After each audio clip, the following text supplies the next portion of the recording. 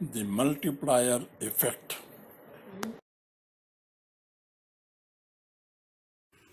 Multiplier effect. In a class of MBA students, a case on issue of pricing was being discussed. During discussions, a point emerged as to whether there could be alternative promotional strategies. Instructor Professor Shanbag narrated the case of a teacher who was trying to propagate Indian literature developed from grassroots experiences. The teacher was developing short case studies which could be discussed using mobile-enabled learning and without hassles of arranging printed case material for the participant. It allowed use of expandable cases as the class interest develops in the session. This also allowed flexibility in addition to new cases in e-books. The teacher, Narendra Mohan, had developed a set of books for understanding strategic management in a simple manner, case method for management education, case book for conducting courses and programs on strategic management, case analysis books for faculty member, book for working manager, and lastly a book on enhancing integrative thinking ability. The books were available in printed and e-book format through online sale. He did not want to go through established publishers, which deprived instructors from having the flexibility of customizing course or program material due to copyright and other hassles. The teacher had not been accepting any teaching or training assignment or accepting honorarium-based activities.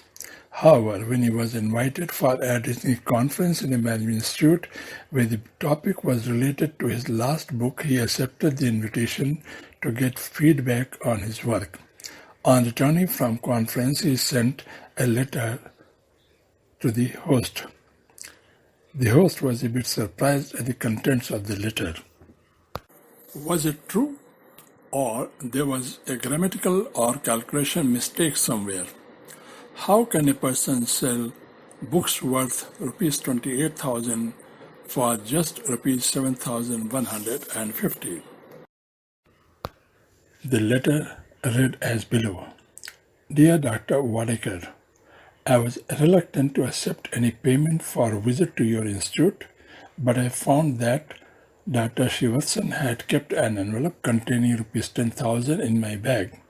I had no time to return it and wondered what to do with it. I thought over it and took the following action. Payment received rupees 10,000, less taxi residence to IGI airport rupees 800, food bill at hotel rupees 600, hotel to airport rupees 900,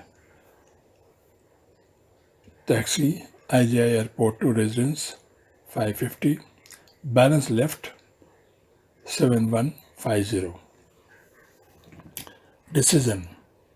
I decided to send a copy each of my ebook Enhancing Integrative Thinking Ability, priced rupees 100 to 250 plus MBA institutions, libraries in India over 1 year period. Thanks for contributing to spread of the message in the book to about 280 institutions. A very interesting point crossed my mind while deciding this action, which I thought worth sharing with you. Total expenditure by your institute on my visit: airfare rupees 16,839, hotel stay charges rupees 7,000, honorarium rupees 10,000, total 33,839. Cancellation charges of tickets purchased by me, Bangalore to Delhi initially, and Bangalore Ahmedabad Delhi, total 20,046. Total avoidable expenditure: a personal visit was substituted by a Skype-based presentation in the conference, a point made by me during question-answer session. The total avoidable expenditure would have been 53,885 rupees. With that amount, some 1,050 plus MBA institutions in India, roughly 69% of all MBA institutions in India in 2018-19 would have received a copy of the above ebook in their library. A point on e-learning with guest lectures from experts through Skype and such other platforms that I have been pleading with various management schools. Strange, isn't it? With regards, yours sincerely, Mohan. Reply from Dr. Wadekar. Dear Professor Narendra Mohan, I agree with you. Sir will positively act on this by e-copy and Skype solutions. Sir, thanks a lot for guidance and support, Wadekar. Master received from the director. Esteemed sir, it was indeed a blessing to have you at our institute. You graced the occasion and added great value to our learning. I'll try to arrange one session of yours to address only faculty. Best regards, Dr. A. Singh, Director. Question 1. Is there any mistake in the letter? If not, are you also surprised? Question 2.